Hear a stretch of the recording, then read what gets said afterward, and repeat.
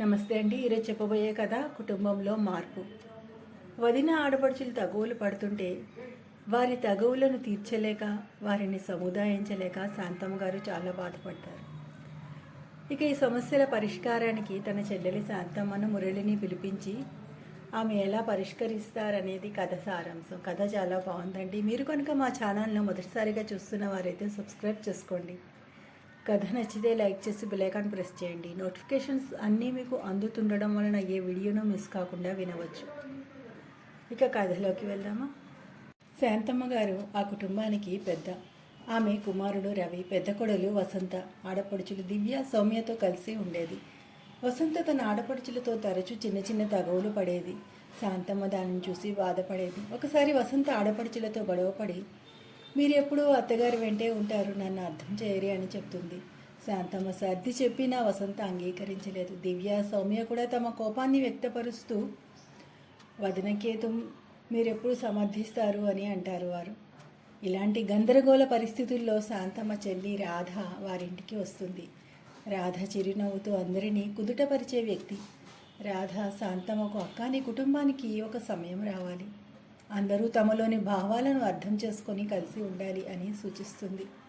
అదే సమయంలో మేనత్త కొడుకు మురళి కూడా సందర్శనకు వస్తాడు. మురళి సరదా వ్యక్తి, కానీ ఏ సమస్యనైనా తెలివిగా పరిష్కరించే నైపుణ్యతను కలిగినవాడు.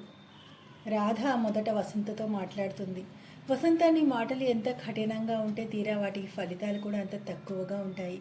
అత్తగారిని గౌరవించి మాట్లాడితే నీ మనసు చెప్పుకోవడానికి వాళ్ళు సిద్ధంగా ఉంటారు అని నచ్చజెప్తుంది. మరోవైపు మురళి దివ్య, సౌమ్యలతో మాట్లాడతాడు. మీ వదిన కూడా మిమ్మల్ని ప్రేమిస్తుంది, కానీ పరిస్థితులు, మాటలు విభిన్నంగా ఉంటాయి. మీరే మొదట చల్లగా మాట్లాడితే ఆమె మార్పుని చూపిస్తుంది అని వారిని ప్రేరేపిస్తాడు. ఆ మాటలు వసంతను కదిలిస్తాయి. ఆ రాత్రి ఆమె తన భర్త రవితో మాట్లాడుతూ, నేను ఇంటికి సంబంధించిన వరకు నా బాధలను ప్రేమతో చెప్తే బాగుంటుంది అని అనుకుంటుంది. మరుసటి రోజు వసంత తన ఆడపడుచులను పిలిచి, నాకు మన సంబంధాన్ని మళ్ళీ చక్కగా చేయాలి, మనం సంతోషంగా ఉండేందుకు చర్చ చేద్దామని కోరుతుంది. దివ్య, సౌమ్యలు కూడా వసంతలోని మార్పును గమనించి ఆనందిస్తారు. వసంత నెమ్మదిగా తన ఆడపడుచులతో సరదాగా మాట్లాడటం ప్రారంభిస్తుంది. మరోవైపు రాధ ప్రతి ఒక్కరితో కలిసి వారి భావాలను పంచుకుంటూ కుటుంబం ఒకటిగా ఉండేందుకు ప్రయత్నిస్తుంది. మురళి తన హాస్యంతో అందరి మధ్య పరిసరాలను తేలికగా మార్చాడు. మనమందరం ఒకరి కష్టం అర్థం చేసుకొని కలుసుంటే ఇలాంటి గొడవలకు చోటుండదు అని అన్నాడు. శాంతమ్మ తన కుటుంబంలో మార్పును గమనించి, ఇప్పుడు నా ఇంటికి నిజమైన కాంతి వచ్చింది అని అనుకుంది. రాధ, మురళి చేసిన ప్రయత్నాలు ఫలించి కుటుంబం మళ్ళీ సంతోషంగా ఉండగలిగింది. వసంత రాత్రి తన భర్త రవితో, ఇంట్లో నా మాటలు ఎవరు పట్టించుకోరు అని అనిపిస్తోంది, కానీ ఆడపడుచులు అత్తగారికి నా మాటలు ఎలా చెప్తే వాళ్ళు అర్థం చేసుకుంటారో తెలుసుకోవాలి అని ఆలోచిస్తుంది. రవి ప్రశాంతంగా స్పందిస్తూ, నువ్వు ప్రేమతో ప్రయత్నిస్తే బంధాలు బలపడతాయి అని అంటాడు. రేపు ఉదయం వసంత చల్లగా తన ఆడపడుచులను కలుస్తుంది. నిన్నటి గొడవకు క్షమించు, మనమందరం మాట్లాడుకుందాం అని సరళంగా మాట్లాడుతుంది. దివ్య, సౌమ్యలు మొదట కొంత సందేహంగా ఉండినా వసంత లోపల నుంచి మార్పు కనబడుతోంది. అప్పటికే రాధ కోడల్ని ఉద్దేశించి చెప్పింది, వసంత నిజంగా మారాలని ప్రయత్నిస్తోంది, మనం సహకరించాలి. మురళి మధ్యలో వచ్చి సరదాగా అన్నాడు, సరే, ఇప్పుడు చర్చించడానికి టీ తీసుకురాబోతున్నాను, మీరు అంతవరకు గొడవ చేయకండి. మరుసటి రోజు ఉదయం శాంతమ్మ అందరినీ కలిసి కూర్చోబెట్టింది. రాధ చర్చకు నాయకత్వం వహిస్తూ, వసంత మనకు చెప్పాలనుకున్న విషయాలు ఏమిటో వినాలి, అదే సమయంలో దివ్య, సౌమ్యాల భావ్యాలు కూడా పంచుకోవాలి అని ప్రారంభించింది. వసంత తన హృదయం పంచుకుంటూ, నాకెలా చేయాలో తెలియదు, కానీ నాకు మీ అందరి మద్దతు కావాలి అని అన్నది. దివ్య స్పందించింది, మేము నీకు సహాయం చేస్తాం, కానీ నీ కోపాన్ని తగ్గించు. మురళి అంటాడు, చాలా బాగుంది, చర్చ విజయవంతంగా సాగుతోంది. వసంత తన ఆడపడుచులతో కలిసి చిట్టా తయారు చేస్తుంది. దివ్య, సౌమ్య తమ సమస్యల్ని చెప్తూ, నువ్వు మాట్లాడేటప్పుడు మాకు సౌమ్యత కావాలి అని అభిప్రాయం వ్యక్తం చేస్తారు. వసంత అంగీకరించింది. ఆ రోజు వారి మధ్య తగాదాలు చాలా వరకు సర్దుబాటు అయ్యాయి. అంతలో శాంతమ్మ హాయిగా రాధతో మాట్లాడుతూ, ఇది నీ సలహా వల్లే సాధ్యమైంది అని చెప్పింది. మురళి దివ్య, సౌమ్యలను పక్కకు తీసుకెళ్ళి, మీకందరికీ నేను ట్రీట్ ఇస్తాను, మీరు వదిన ఇంకా ఒప్పించాలి అని సరదాగా చెప్తాడు.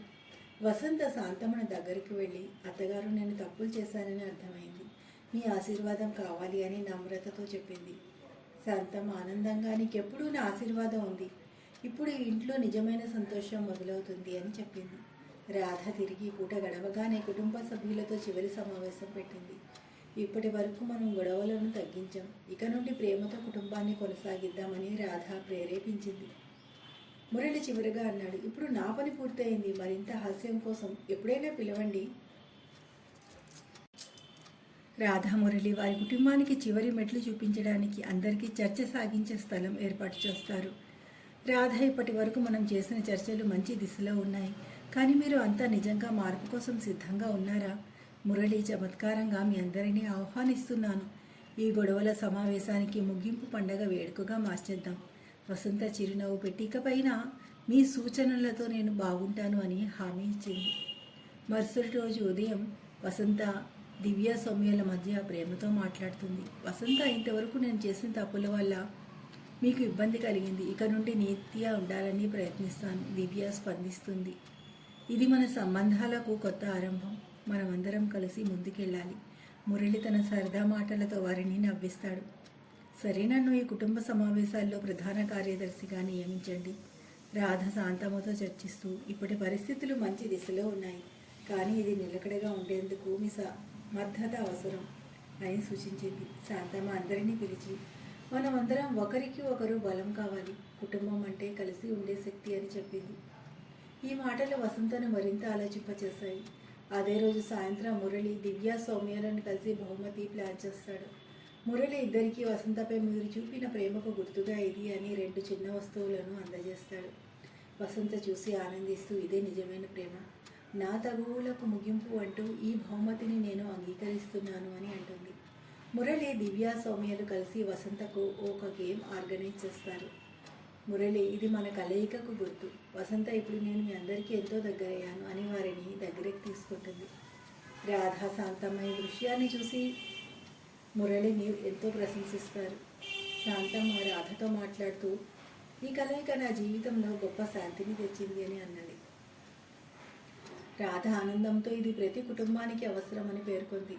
మురళి సరదాగా, సరే ఇప్పుడు మీ అందరికీ పాజిటివ్ సర్టిఫికెట్ ఇస్తాను అని నవ్వించాడు. ఆ ఇంట్లో మొదటిసారి అంతా కలిసి భోజనం చేస్తారు.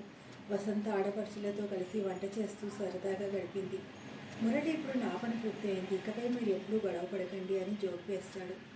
వసంత నవ్వుతూ, మేము కలిసి సంతోషంగా ఉండగలిగామని తెలిపింది.